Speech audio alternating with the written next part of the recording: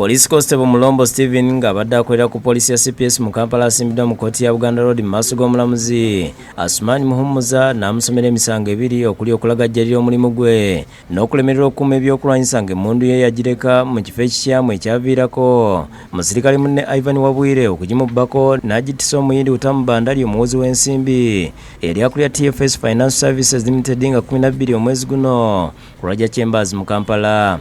Number 67389, Police Constable Murombo Stephen, on the 12th of May this year at CPS in Central Police Station Barracks in Central Division, Kampala District. You left your firearm AK-47 rifle number UGPOL 565831 1 23 1529, which had 120 rounds of ammunition in a place where it was not supposed to be kept.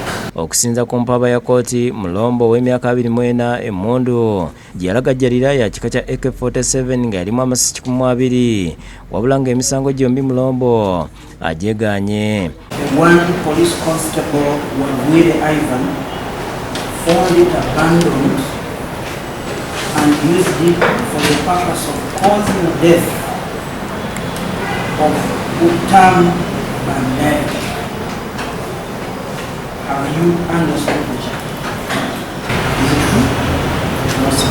Alani Mchunguzi omuwabu wa gavumenti ategeezezza nga okunoonyereza mu musango guno bwe kwawedde n'asaba kkooti okw'olunaku olw'okutandika okuwulirako omusango guno. Omulamuzi omusango agwongezezaayo okutuusa nga 13 omwezi ogujja okutandika oguwulirako ew'omulamuzi alina okugubeera mu Federasi etwawo era n'amusindika ku alimanda okutuusa ku olwo.